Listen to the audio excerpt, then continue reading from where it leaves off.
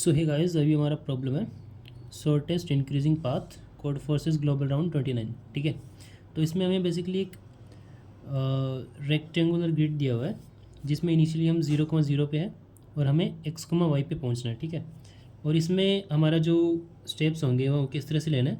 पहले हमें एक x में स्टेप लेना है, ठीक है, एंड देन y में, ठीक है, उसके बाद फिर से x, फिर से y।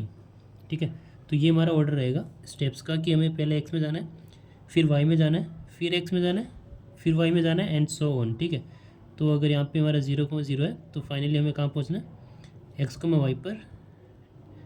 ऐसे ही स्टेप्स फॉलो करते हैं। ठीक है, तो अब इसमें ये भी कंडीशन है कि मान लो हमने ये स्टेप लिया, ठीक है, इसकी कुछ लेंथ होगी, मान लेते हैं कि इसकी लेंथ है x1।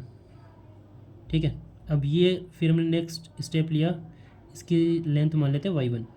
तो इसमें ये कंडीशन है कि जो हमारा y1 है वो x1 से बड़ा होना चाहिए। ठीक है, अगर ये फिर x2 है, इफ़ दिस इज़ x2, तो x2 जो है वो y1 से बड़ा होना चाहिए। मतलब कि अभी हम जो स्टेप लेने वाले हैं वो पिछले स्टेप से उसकी लेंथ ज़्यादा होनी चाहिए। मान लो कि हमने यहाँ पे 2 स्टेप चले हम, ठीक है, x की वैल्यू 2 से चले तो y की वैल्यू कम से कम 3 होनी चाहिए। ठीक है, समझ गए। और ऐसे करते हमें यहाँ तक पहुँचना है और ये भी बताना है कि मिनिमम स्टेप्स में, मतलब मिनिमम कितने स्टेप्स लगेंगे। ठीक है, minimum steps to reach x,y, to reach x,y। ठीक है, तो अभी देखो हमारे पास 2 वेरिएबल्स हैं x और y। तो यहाँ पे क्या कंडीशंस हो सकती है कि x is less than y, ठीक है, या फिर x is equal to y, या फिर x is greater than y। ठीक है, अगर x is less than y तो हम क्या करेंगे, x में हमें जितना भी मूव करना है सारा हम यहाँ पे मूव कर लेंगे। ठीक है, और फिर हम, क्योंकि ये स्टेप हमने लिया, दिस इज़ फर्स्ट स्टेप, अब सेकंड स्टेप हमारा लास्ट स्टेप से बड़ा होना चाहिए, तो y हमारा ऑलरेडी बड़ा है, तो हम पहले स्टेप में सारे x कवर कर लेंगे, फिर नेक्स्ट स्टेप पे सारे y कवर कर लेंगे। तो इस केस में हम बस 2 स्टेप के अंदर 0,0 से लेके x,y तक पहुंच जाएंगे। ठीक है, तो यहाँ से इसमें लगेंगे हमारे दो स्टेप। ठीक है, तो अगर x लेस देन y है तो हमारा आउटपुट क्या आएगा, 2 आएगा।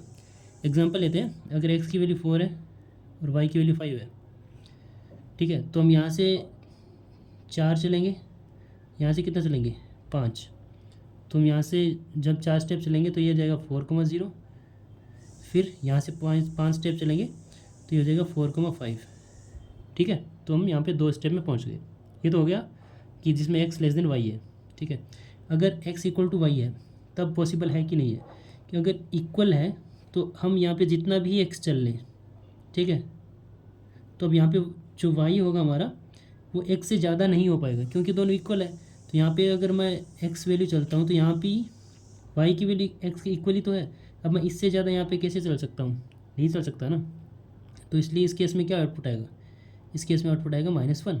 मतलब कि यहाँ पे अगर x और y हमारा 4,4 है, ठीक है, तो अगर मैं यहाँ से 4 चलता हूँ तो यहाँ से मुझे 4 से ज़्यादा चलना पड़ेगा क्योंकि ये कंडीशन दी हुई है कि लास्ट स्टेप से ज़्यादा ही चलना है। बट मेरे पास y की वैल्यू तो 4 ही है, तो मैं 4 से ज़्यादा तो नहीं चल सकता ना यहाँ पे, तो इसलिए इस केस में -1 आएगा। अब हम ऐसा भी सोच सकते हैं कि हो सकता है कि हम इसको ब्रेक कर दें, कि पहले मान लो कि मैं यहाँ से एक स्टेप ही चलूँ, x में 1 चला, फिर y में मैं 2 चल गया, अब मुझे x में कितना चलना पड़ेगा, 3 चलना पड़ेगा। ठीक है, क्योंकि y में हम 2 चल लिए तो लास्ट टाइम हमारा 2 है, तो अभी हम हमारा जो स्टेप होगा वो पिछले वाले से ज़्यादा ही करना पड़ेगा, तो यहाँ पे मुझे 3 ही चलना पड़ेगा। ठीक है, तो मान लो कि अब फिर से मैं x में 3 चला, अब y में मुझे कितना चलना पड़ेगा, 4 चलना पड़ेगा, लेकिन मुझे y में कितना रिक्वायर्ड है, ओवरऑल ही 4 चलना है, लेकिन हम कितने चल लिए, 4 और 2 6 स्टेप हो गए, तो ये भी पॉसिबल नहीं है। ठीक है, तो अगर x इक्वल्स टू वाई है तो -1 ही आएगा। अब x ग्रेटर देन y वाला देखते हैं। ठीक है, तो x ग्रेटर देन y में क्या हो सकता है कि मतलब x हमारा y से बड़ा है, तो मतलब x क्या होगा, y+1 होगा, या फिर x क्या होगा, y+2 होगा, या फिर x इक्वल्स टू मतलब y+ समथिंग होगा। ठीक है, y+ के मान लेते हैं क्योंकि एक्स हमारा वाई से बड़ा है। अब ये वाला एक स्पेशल केस है X equals to Y plus one, ठीक है, क्योंकि एक्स हमारा बड़ा है और वाई हमारा छोटा है, तो यहाँ हम जितना चलेंगे उससे ज़्यादा हमें यहाँ पे चलना पड़ेगा, राइट। तो अगर मैं एक्स की सबसे छोटी यूनिट यहाँ पे चलता हूँ, मान लो मैंने 1 चला, ठीक है। अब वाई में तो मुझे पूरा कवर करना है, तो यहाँ से मैंने मान लो वाई चल दिया, तो अब नेक्स्ट मुझे एक्स में कितना चलना पड़ेगा, कम से कम कितना चलना पड़ेगा, जो लास्ट टाइम पे चला था +1, तो यहाँ पे वाई +1 चलना पड़ेगा, ठीक है। एटलीस्ट इतना चलना पड़ेगा अभी। तो ओवरऑल हम वाई में मान लो कि वाई डायरेक्शन में तो वाई चले, लेकिन एक्स डायरेक्शन में हम कितना चल गए, यहाँ पे वाई +1 चले और यहाँ पे 1 चले, तो ओवरऑल हम वाई +2 चल गए, ठीक है। तो बट हमारे एक्स की वैल्यू तो कितनी है, वाई +1 है।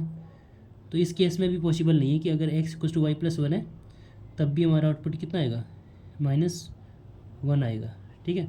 Otherwise X equals to Y +2, Y +3 या फिर वाई प्लस समथिंग है तब ये पॉसिबल है।